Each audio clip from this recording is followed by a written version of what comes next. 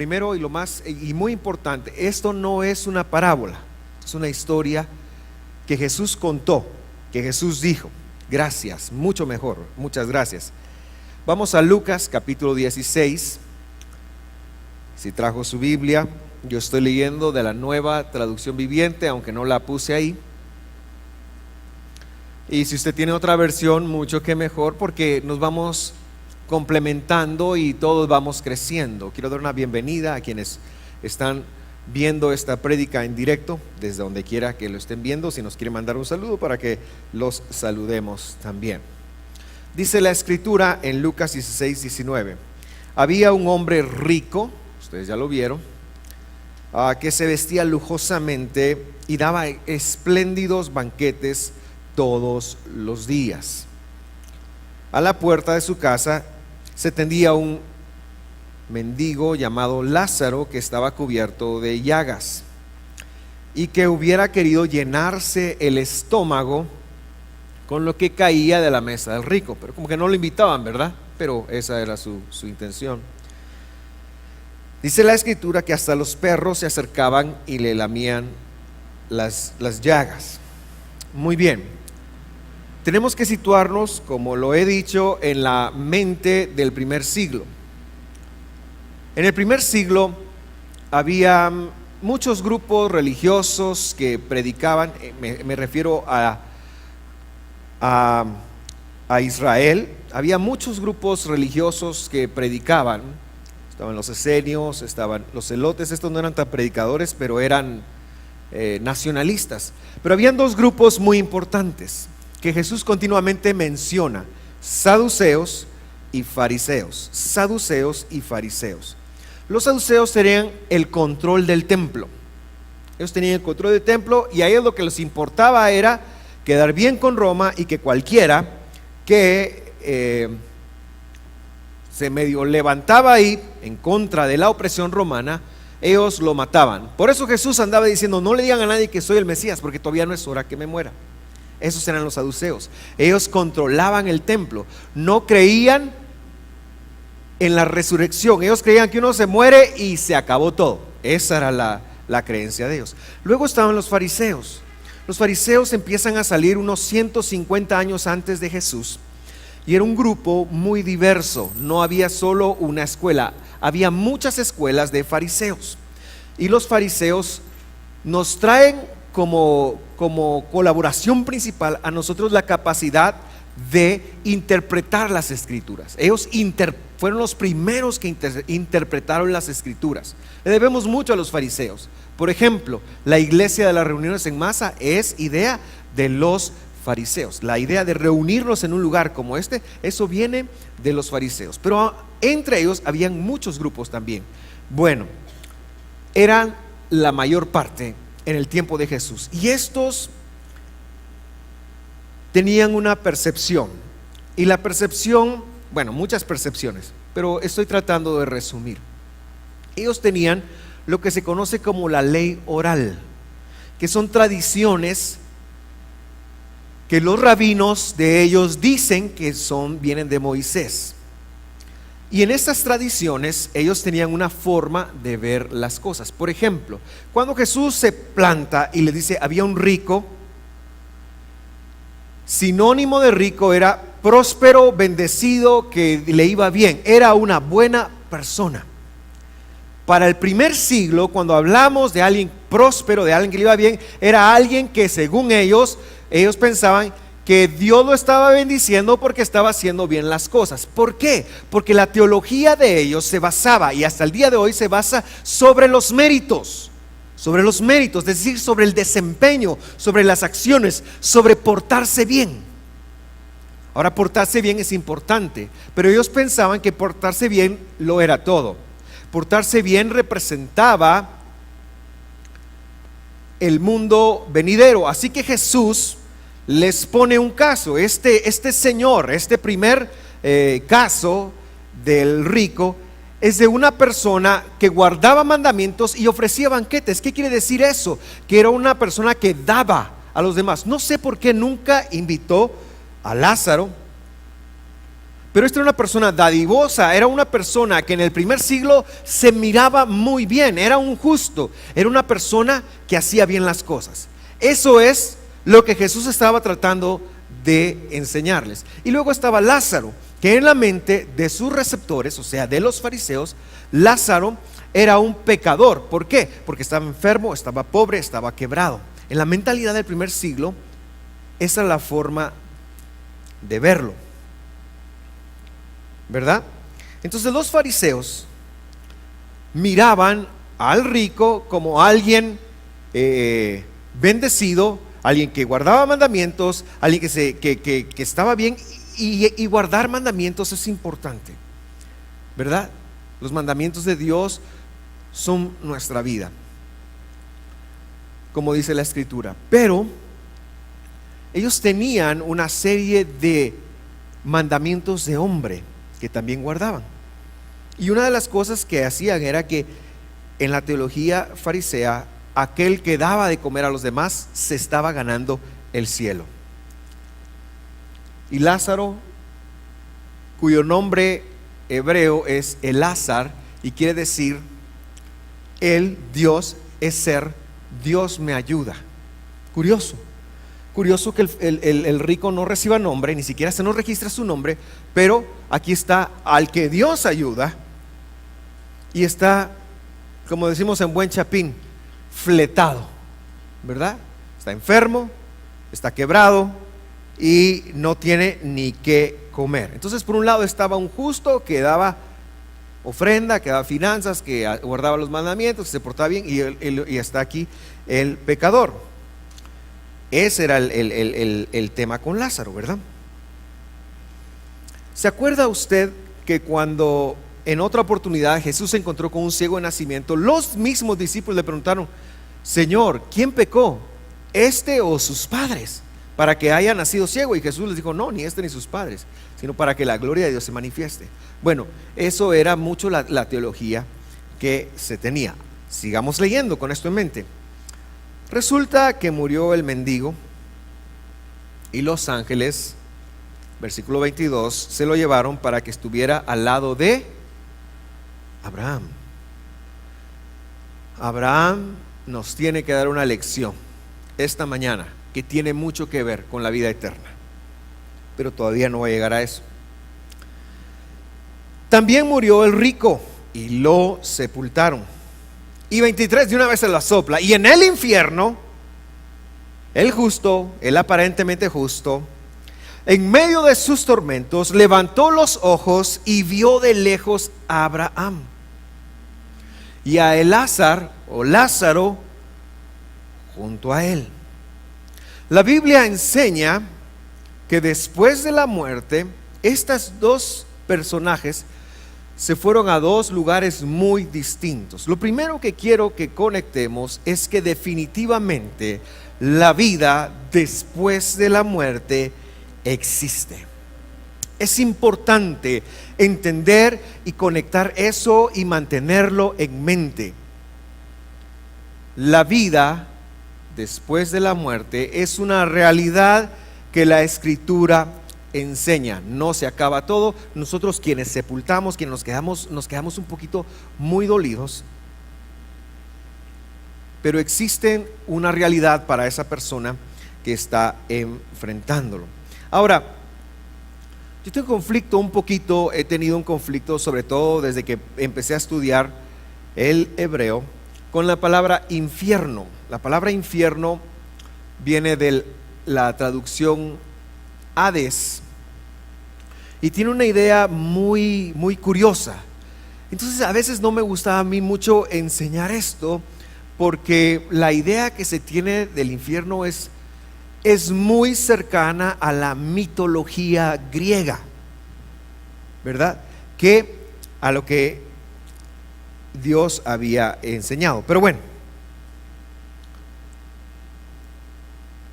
¿por qué lo cuento? ¿Y por qué esto es importante? Porque en la teología, en la creencia, y esto quizás es el punto central de todo lo que yo quiero compartirles a ustedes esta mañana. Cuando yo me paro aquí y hablo como Chapín y hablo en la versión que nosotros más o menos todos comprendemos, nos podemos comunicar. Pero yo no puedo entender a Jesús leyendo solo la Biblia hoy, porque Jesús vivió en una cultura, le habló a una gente específicamente en un idioma muy distinto al castellano y a unas creencias, porque lo que a veces nos cuesta ver es que el Señor continuamente se entablaba en discusiones con los religiosos de su época, y no lo digo en mala tónica la palabra religión, sino lo digo con los espirituales de su época. Y el Señor estaba estableciendo la verdadera interpretación de todas las cosas. Existe en ese momento histórico del que hablamos, existía Génesis, Éxodo, Levítico, Números, Deuteronomios y todos los demás escritos que nosotros conocemos como el Antiguo Testamento. Pero los judíos de ese primer siglo no se basaban en eso. Ellos tenían una serie de tradiciones que siglos después del Señor Jesús se iban a compilar en un tratado que se llama Talmud. Un día les voy a traer el Talmud. Son como 58 libros de este tamaño, en donde cada mandamiento tiene más de 1000 formas de hacerse. Y hay mucha tradición, muchísima tradición. Y entonces nosotros tenemos que tratar de entender qué es lo que Jesús estaba desvirtuando cuando Él les enseñaba a ellos, porque continuamente les decía: ustedes invalidan el mandamiento por la tradición de sus padres. El cristianismo vio eso y dijo: no, ese ya no vale, y nos perdimos también el mensaje claro del Señor. Entonces, ¿qué estaba diciéndoles Jesús? Los fariseos de esa época, la mayoría religiosa, espiritual de esa época, tenían una creencia que cuando un alma judía partía de acá, podía tener dos lugares a donde ir. El primer lugar era al seno o el espacio de Abraham. Jesús dijo: sí existe. Jesús habló de Abraham. En un momento vamos a ver por qué habló de Abraham. Al seno de Abraham. Ese era el primer lugar. Ellos creían que los judíos, por ser judíos, se iban a salvar. Estoy hablando de la teología del primer siglo. Quizás ya no sea así, no lo sé. Pero ellos creían que los judíos, por ser judíos, cuando murieran se iban directo al seno de Abraham, especialmente los que mejor se habían portado.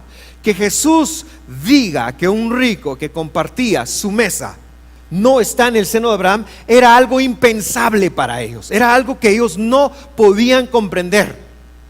Era un choque cultural, como cuando a usted le cambian la verdad. Ese es el primer lugar donde los judíos, en la mentalidad de ellos, iban. El segundo lugar le llamaban Sheol o Tártaros. Tártaros es una palabra que viene de una palabra aramea. Quizás usted lo ha escuchado. Y era una especie de purgatorio en donde solo almas judías, estoy hablando de la creencia de ellos, solo almas judías descendían a ese lugar. Y entonces ellos tenían que esperar que algún miembro de su familia, estoy hablando de la creencia de ese siglo, que algún miembro de su familia hiciera alguna ofrenda, algún mérito que lo sacara de ese lugar. La idea del purgatorio no es católica, la idea del purgatorio es farisea. Hasta el día de hoy ellos piensan que este es un lugar, un posible. Y por eso es que cuando usted ve que un judío, por ejemplo, dedica una biblioteca, un libro, cualquier cosa que ellos den, dicen en memoria de, para hacerle méritos a tal persona. Cuando un alma judía muere, los judíos le hacen una oración que se llama el Kadish por todo un año, para que esta oración lo saque del posible Tártaros o Sheol. Ese es un invento fariseo, y lo lleve al seno de Abraham. Ese era el segundo lugar. Y lo que Jesús está diciendo aquí es: eso no existe. Solo hay dos lugares. Y el tercer lugar y me gusta más esta palabra, la Gehenna o el infierno, que era el lugar donde se iban a ir todos los gentiles, los que no fueran judíos. Entonces había 3 lugares para ellos.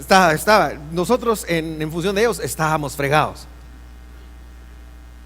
Los justos, los que se portaban al tope, los que medio y necesitaban un empujoncito de los vivos, y en tercer lugar, los gentiles, nosotros, la Gehenna. Cuando Jesús viene y les maneja que hay un alma judía que ha confiado en sus méritos, que se ha portado bien, que llega a la Gehenna, era algo impensable. Pero para nosotros que vivimos en el siglo XXI es una idea de Dios que tenemos que conectar. Primero, existen 2 lugares: un lugar con don Abraham y otro lugar sin don Abraham, que es un lugar complicado, que es un lugar difícil. Hay dos lugares, hay 2 espacios a donde llegamos. El purgatorio está completamente descalificado desde la perspectiva de Dios, de Jesús. Ahora, algún día yo le voy a decir algo. Jesús no corrigió la perspectiva farisea del Gehenna o del Gehenna, del infierno, no la corrigió. Entonces algún día yo le voy a hablar de cuál es la perspectiva farisea del infierno, porque Jesús, al no corregirla, enseñó que la validó. Pero no es hoy, porque hoy no tengo tiempo, usted ya tiene calor y yo tengo un destino con este mensaje. La pregunta obligada que nos tenemos que hacer aquí es: ¿cómo entonces cualquier alma, porque Jesús lo está enseñando, llega de este mundo a estar con Abraham? ¿A dónde quisiera usted ir? Pues al seno de Abraham, al paraíso. Es otro nombre para lo que estoy hablando, para seno de Abraham, al paraíso, a la presencia de Dios. El cielo, pues, el cielo cristiano que a veces hablamos, pero que también es un poquito jaladito, ¿verdad? Al seno de Abraham. Jesús enseñó que existe el seno de Abraham y que existe la Gehenna. Sigamos leyendo, porque Jesús lo enseñó todo. Lo que pasa es que está un poquito codificado. Así que alzó la voz y lo llamó. Está hablando del rico, del que está sufriendo. Padre Abraham. ¿Qué quiere decir Padre Abraham? Que era un descendiente de Abraham. Jesús está diciendo que los descendientes de Abraham se la pueden ver mal. Ten compasión de mí y manda a Lázaro que moje la punta del dedo en agua y me refresque la lengua, porque estoy sufriendo mucho en este fuego. Y yo quiero aprovechar aquí para decir que yo también estoy sufriendo mucho en este fuego, pero no tengo agua. Si una servidora me puede apoyar, se los voy a agradecer. Tengo la garganta seca. Ya no, aquí está, con eso estoy bien. Entonces, ¿qué explicación más importante? Aquel quería una gota de agua, yo me voy a echar varias gotas de agua.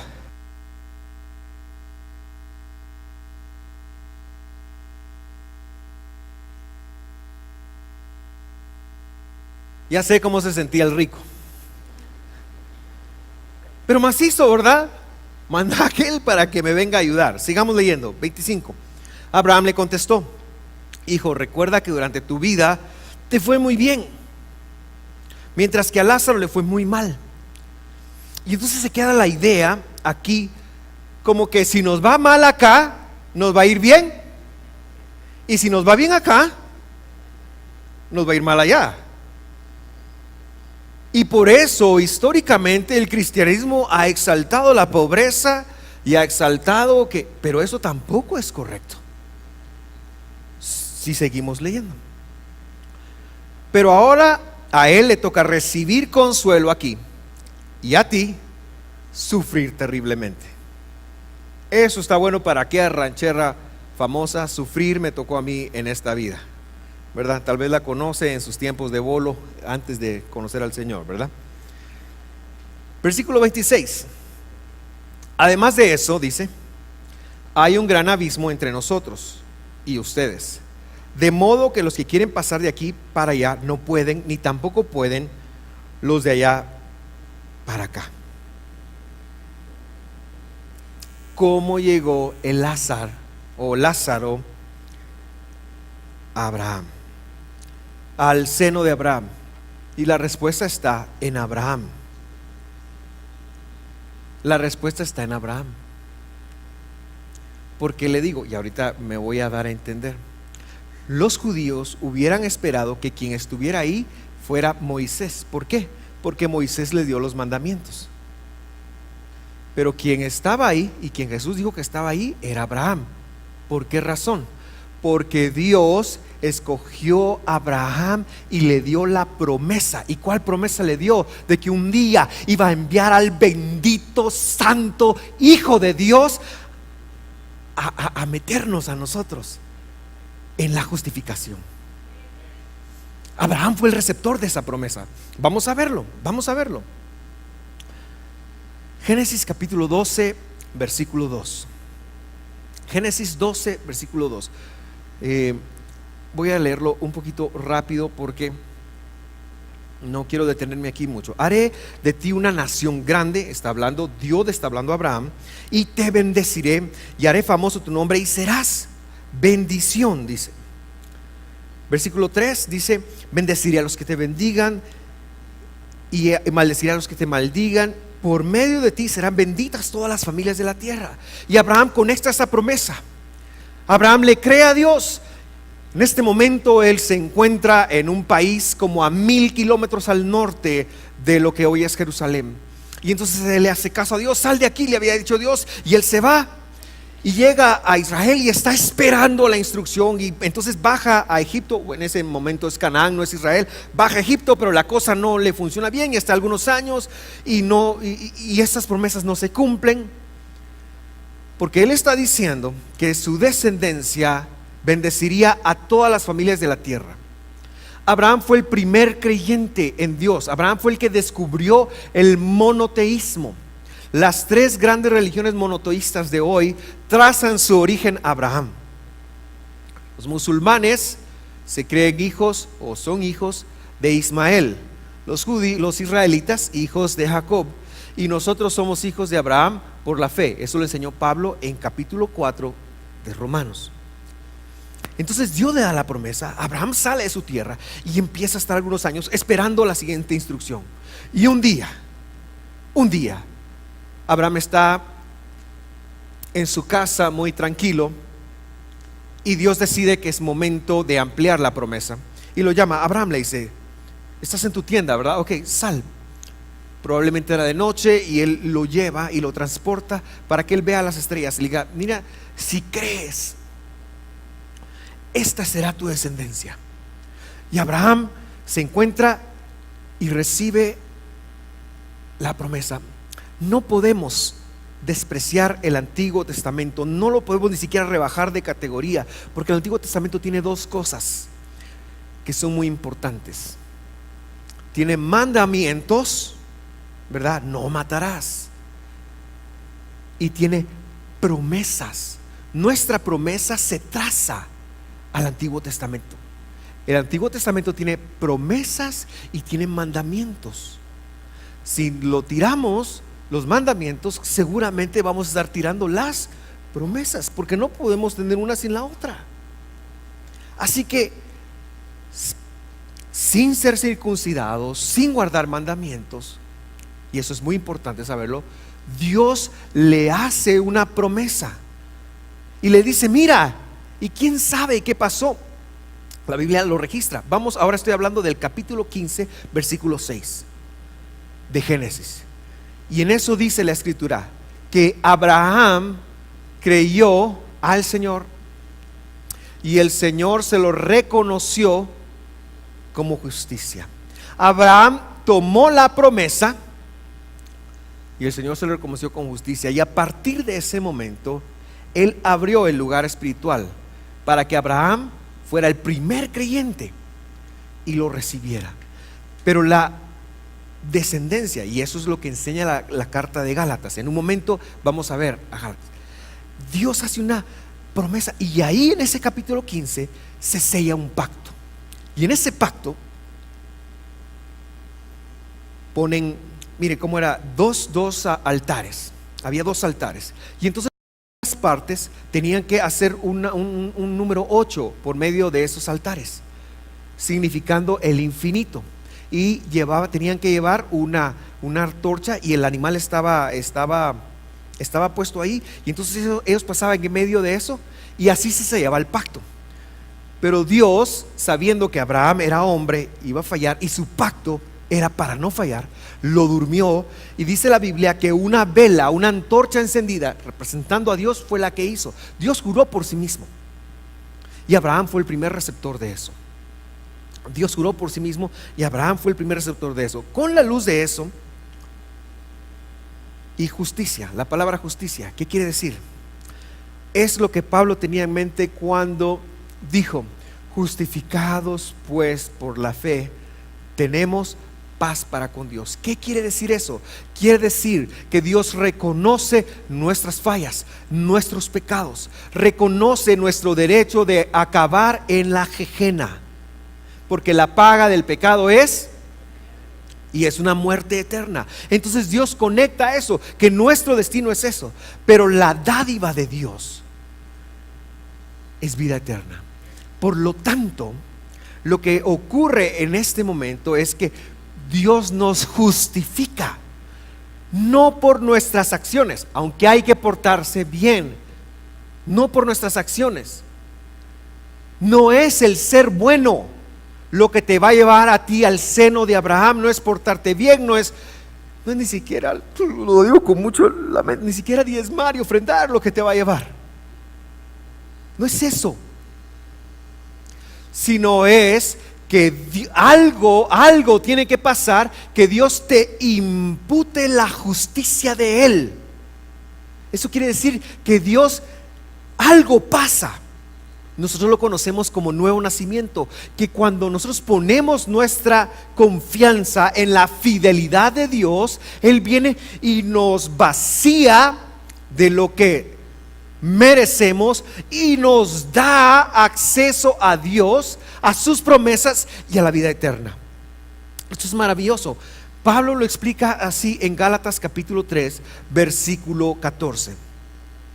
Así sucedió para que por medio de Cristo Jesús la bendición prometida a Abraham llegara a los gentiles, llegara a un tal Vladimiro Efraín Vázquez Avelar, número de DPI 2351-089-030101, número de cuenta bancaria, se la voy a dar para que si quiere depositar algo ahí, que andaba medio perdido en Guatemala, chapín, que le gusta rellenitos y que habla como chapín, pero que no tiene ningún conocimiento de que tenga. Por ahí me dijo alguien: ¿vos sos Vázquez? Sí, son descendientes de israelitas. Pues yo no lo sé. Yo lo que sé es que es un chapín aquí que habla de vos, que le gusta el francés, que le gusta el pan con manteca y que es algo atarantado un poquito también, y que Dios escogió para bendecir. Para bendecir. La bendición prometida a Abraham llegara a las naciones, y en Cristo Jesús la bendición prometida a Abraham, lo que de Génesis 12 y todas las promesas en el Señor Jesús, el Rey de Reyes, el Rey del universo, a quien se merece toda la gloria y toda la honra. Esa bendición me llegó, me alcanzó, y en mi destino, por haber puesto mi fe y mi confianza en Él, ya no es uno de muerte. El día que yo me muera, quizás se van a quedar llorando, no lo sé, pero yo sé que yo me voy a gozar, yo sé que voy a estar bien, yo sé que me voy a encontrar con Jesús, yo lo sé, hermanos, yo lo sé, que lo voy a ver y lo voy a contemplar, y no sé, tal vez va a ser un espíritu, no lo sé, pero yo una cita quiero. Esa es mi fe. Sin eso tenemos una religión, no tenemos nada, no tenemos nada. La bendición de Abraham prometida a Abraham, por medio de Jesús, llegar a las naciones, y que para que por la fidelidad, y ahí le puse, porque sus Biblias dice fe, pero eso hay que entenderlo mejor, por la fidelidad de Dios. Esto lo saqué del griego, hermanos.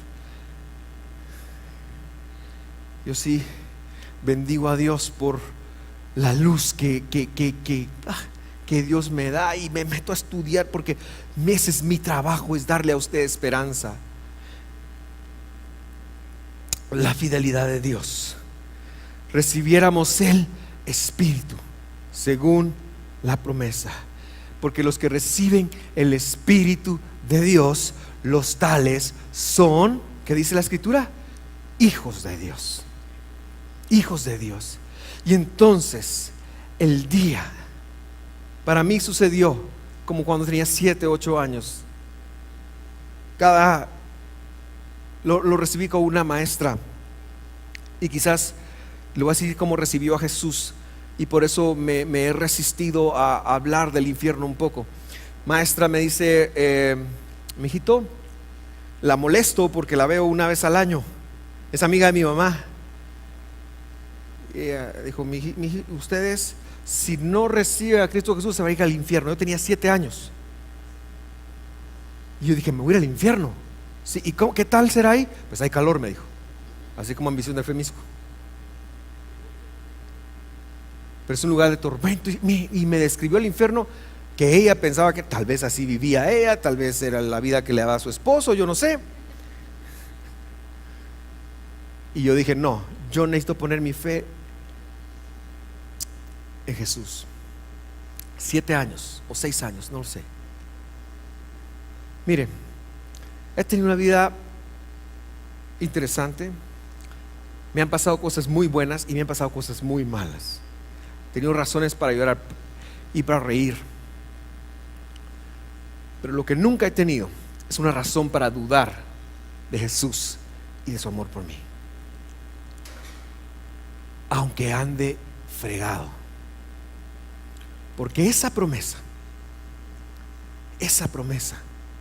es el centro de mi vida, y debería ser el centro de la tuya. No vamos a llegar al reino portándonos bien. Hay que portarse bien, hay que hacer lo que la Biblia nos dice que hagamos, por supuesto, pero no es eso lo que nos va a llevar, sino es ese hombre, ese Dios que se encarnó y que se permitió ser colgado de un madero, que hizo un sacrificio perfecto para satisfacer la demanda de pecado, de injusticia que estaba sobre mí. Y cuando yo pongo mi confianza en Él y en ese sacrificio, yo recibo el espíritu de la promesa. Otro día vamos a hablar un poquito más de esto. Gálatas 3:16 sigue diciendo, ahora bien, las promesas se le hicieron a Abraham y a su descendencia. La Escritura no dice y a los descendientes, no está hablando de gente, está hablando de descendencia, como refiriéndose a muchos, sino y a tu descendencia, no entender uno solo, que es el Mesías. Quiere decir que la promesa se cumplía en el día que Jesús tomara vida y tomara cuerpo y diera su vida por nosotros. Jesús lo que está enseñando veladamente es a confiar en la promesa, y luego que entendamos que esa promesa se cumple en Él y solo en Él. Quiero aterrizar en lo que dijo el rico. Él respondió, te ruego, Padre, que mandes a Lázaro a la casa de mi padre. Es algo macizo este rico. Parece que los ricos son algo macizos, ¿va? Dicen que no lloran, pero yo pienso que sí, ¿verdad? Y cuando yo creciendo, se lo agradezco mucho a mi mamá, quería mandar a alguna de mis hermanas, mira, dame un favor, ¿va? Bueno, vos, me decía, vos sos un gobernador de pueblo sin gente, así me decía. Yo iba a mi casa y bueno, muchacha, y me acuerdo de mi mamá, ni la chucha me hace caso. Así estaba pero este era mandón, ¿verdad? Manda a Lázaro a la casa de mi padre, para que advierta a mis 5 hermanos. Este hombre tenía 5 hermanos y se preocupaba por ellos a este lugar de tormentos. Por supuesto, no era un mal hombre. Un mal hombre hubiera dicho: mis hermanos igual que yo, aquí los voy a esperar y que se claven también, como yo. Este era un buen hombre. Por eso digo, no es por obras. Este era un buen hombre. No, yo no quiero que mis hermanos, ni mis hijos, ni tal vez ni tuvo hijos, pero tenía hermanos y él estaba preocupado por sus hermanos. Y usted sabe que llevarse bien con los hermanos es un reto, ¿verdad? Sobre todo en edad adulta. Bueno, siempre es un reto, ¿verdad? Yo a veces miro a mis hermanas y digo: Dios mío, ¿por qué me has abandonado? Ok, no quería que sus hermanos fueran ahí, pero Abraham le contestó: tienen a Moisés y a los profetas, que les hagan caso a ellos. Quiere decir que si alguien quiere llegar a la vida eterna, tiene que ir a buscar a Moisés. ¿Moisés qué representa aquí? Representa la Biblia. En la Biblia están las promesas. Y a los profetas, dice: tienen a Moisés y a los profetas. ¿Y los profetas quiénes son? Yo sé que usted me va a decir Isaías, Jeremías, Ezequiel, Oseas, Joel, Amós, Abdías, Jonás, Miqueas, Nahum, Ageo, Sofonías, Habacuc, Zacarías y Malaquías. Yo sé que se me va a decir eso. Y sí, son ellos. Pero los profetas están ahí, mire. Ahí están los profetas. La gente que nos rodea tiene la Biblia, porque hoy la Biblia está en todos lados. Uno la puede bajar. Dios no es una incógnita. Nosotros vivimos en el mejor de los tiempos. Imagínese, hermano, hace 500 años, si yo quería una copia de los 5 primeros libros de la Biblia, me costaba el salario mínimo de 2 años. O sea, es complicado. Vivimos en una época en donde Dios está llegando a todo. Ahora nosotros subimos videos y estamos hablando a todo el mundo en este momento y estamos enviando esta luz. Bendito sea el nombre del Señor por eso. Vivimos en buenos tiempos. El problema es que muchas veces los profetas de hoy ya no quieren esa responsabilidad. El hombre le contestó: no les harán caso, padre. Replicó el rico: en cambio, si se presenta uno de entre los muertos, entonces sí se arrepentirán, ¿no? Eso quiere decir, y es muy complicado pensarlo, que las personas tienen que ver algo maravilloso, algo fuera de lo común. Un muerto levantarse. ¿Se acuerda de Thriller? O un zombie levantarse y decir: no vayas. ¿Se acuerda de la historia de Navidad? Un cuento de Navidad, ¿se acuerda de esa? Esa era buena. Entonces que llegaba aquel Marley con sus cadenas y le: Scrooge, Ebenezer, portate bien, Ebenezer, y te van a enviar 3 fantasmas. Eso sería bueno. Ebenezer lo entendió y agarró la onda. Pero Abraham está diciendo: bueno, eso está diciendo rico, ¿verdad? Eso sí va a pasar. Pero Abraham dice: si no les hacen caso a Moisés y a los profetas, tampoco se convencerán aunque alguien se levante de entre los muertos. Y mi punto aquí son 2 cosas. Número 1, Dios ha delegado esa responsabilidad en sus profetas. ¿Qué quiere decir un profeta? Un profeta quiere decir alguien que anuncia algo que Dios va a hacer. Bueno, nos toca anunciar que hay una vida después de la vida y cómo llegar a un buen lugar. Eso quiere decir que nuestra responsabilidad, queridos hermanos, si tú ya vas con Dios, Si tú estás seguro qué va a pasar contigo el día que te mueras, si tú estás seguro, quiere decir que tu responsabilidad es regar esa información con tu círculo. Eso es lo primero, es regar ese círculo. Lo segundo es que no es tarea nuestra convencer a nadie. Eso lo hace Dios. La gente tiene su opción de decir que no intacta. Nunca le intentaron vender algo. Uno siempre puede decir que no. Queridos hermanos, de hoy en 8 tenemos una oportunidad de poner en práctica esta escritura. Quiero decirle algo. Hay una escritura en Ezequiel, no recuerdo dónde, pero está 2 veces en Ezequiel, de el atalaya, hijo de hombre, le dice Dios a Ezequiel, profeta, dicho sea de paso. Tú eres el atalaya, le dice. Tú eres el atalaya. Anda y dile a mi pueblo que se arrepienta. Si se arrepiente, dice mi pueblo, yo los perdonaré. Pero si no se arrepiente, dice, no los perdonaré. Pero a ti te quitaré la responsabilidad. Literalmente dice, su sangre de sobre tu cabeza. Así dice. Si no vas, así le dice, si no vas, no haces tu papel y ellos no se arrepienten, su sangre de ellos será sobre tu cabeza. Si compartimos una responsabilidad de hablar y de decir acerca de las verdades del Evangelio. El único camino a Dios es Cristo Jesús y alcanzar y creer en sus promesas. Es el único camino.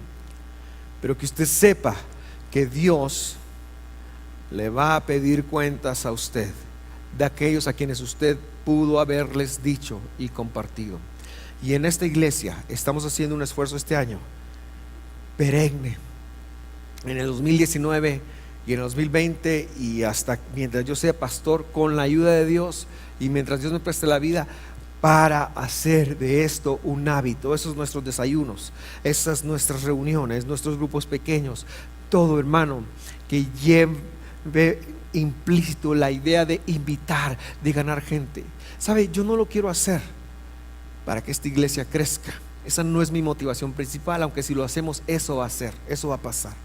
Mi motivación principal es ser fiel, de verdad, se lo digo porque no le prediqué. Yo esto lo estudié hace algún tiempo, pero no estuve dispuesto a predicarlo hasta que yo estaba convencido que no era por mí, sino es por ellos y por usted y el propósito que Dios nos ha dado. Nunca lo he predicado tampoco porque me cae mal la manipulación. Usted sabe que a mí no me gusta, hermano, mire, yo quiero que no, a mí no me gusta eso, no me gusta manipular, y menos desde el púlpito. Le tengo demasiado respeto al púlpito como para querer manipular que alguien haga lo que yo quiero. Pero mi papel, ya vieron, sí es enseñar. Fui yo, Eddie, perdón, me acerqué mucho ahí. Mi papel sí es enseñar y mi papel sí es desafiarlo a usted en esto, y sí es colaborar con esto. Y yo quiero dejarle eso en su corazón. Hace una semana hicimos una oración. ¿A quién invitar? ¿Por quién orar? Estamos trabajando en eso. Visión de fe. Despiértate, visión de fe. Despiértate, visión de fe. Que te sacuda el Espíritu Santo. La bendición no es solo para ti. La bendición no es solo para ti. Al Maestro, al Mesías, tenemos que compartirlo. Tenemos que hablar con otros, aunque nos tilden de locos, aunque nos tilden de aleluyas, aunque nos cierren la puerta en la cara. Yo no sé si usted alguna vez ha hecho evangelismo de casa en casa. Yo tuve la oportunidad de hacerlo. Y qué feo es. Vengo a hablarle de las buenas nuevas. ¿Usted es evangélico? Sí. ¡Pum! El portazo en la cara. Me pasó. ¿Y sabe dónde me pasó mucho más? En Puerto Barrios. Ahí Dios decidió enseñarme con aquel calor ingratos. Y yo sí, como ojalá me reciba a Cristo, pero también me dé un vaso de agua, porque estaba yo como el rico atormentado. pero ni agua ni nada. Y qué feo se siente que le cierren la puerta y que le digan que no.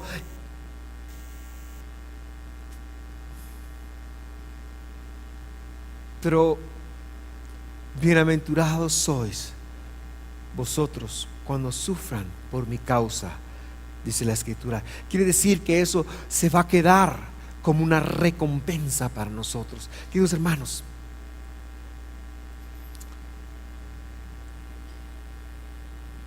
es hora de cambiar la mentalidad nuestra en Visión de Fe. Es hora de dejar de pensar solo en nosotros o en lo que hacemos o en que tenemos que servir y qué bueno servir y qué bueno cantar y qué bueno predicar incluso y qué bueno llamar y atender y todas las cosas y vender. Qué bueno que sirvamos. Pero una de las cosas que todos juntos tenemos que incorporar al hecho de ser creyentes en Jesús, del hecho a ser cristianos en Visión de Fe, es compartir nuestra fe. Porque Dios está llamando profetas, no agentes secretos, no 007, sino profetas que estén dispuestos a compartir. Y cierro con esta analogía. Llegó Jesús a una casa, es una historia también bíblica. Llegó Jesús a la casa y está él recostado, está comiendo. Y en medio de la comida, una mujer de muy mala reputación llega y le derrama en sus pies un perfume carísimo. Y se los riega y dice que con su cabello ella empieza a enjuagar sus pies. Y el brother que lo invitó, que es un fariseo, se le queda viendo así como, y agarra el punto desde esta perspectiva. Si este verdaderamente fuera un profeta, sabría que esa mujer tiene una pésima reputación. Jesús, Dios, porque no podemos hablar de Jesús sin ser Dios. Jesús es Dios. Jesús conoce los pensamientos y le dice: mira, te voy a contar una historia. Sí, y por afuera el otro: sí, contame la historia, vas a no enseñarnos ahorita, qué buena onda. Ok, había un hombre que tenía 2 deudores, le dijo. A uno le perdonó mucha plata y a otro le perdonó 50 pesos, le dice. ¿Quién crees que lo va a armar más? Entonces el hombre cayó en la trampa de Jesús y le dice: el que mucho le perdonó. Muy bien, digo. Yo vine a tu casa y ni siquiera quisiste tener las normas de cortesía más básicas de nuestra cultura, que es, ellos llegaban, se sentaban y les lavaban los pies. Esa era la norma de cortesía más básica en el primer siglo. Pero esta mujer, y entonces ni me saludaste ni me diste beso. Casi que siento que me estás invitando para quedar bien. Eso le dice Jesús. Y el otro se queda: esta mujer me está preparando para mi sepultura. Desde que llegó, dice, no ha cesado de hacerme una buena obra. ¿Por qué? Porque mucho le perdoné. A veces no se trata de otra cosa más que conectar cuánto Jesús ha hecho por nosotros y nos ha perdonado.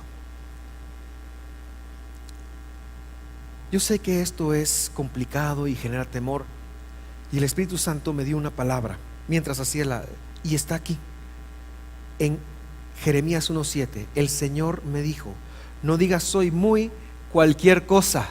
Usted puede poner inexperto, joven, no sé, ignorante, lo que usted quiera. No digas, porque vas a ir a donde quiera que yo te envíe y vas a decir todo lo que yo te ordene.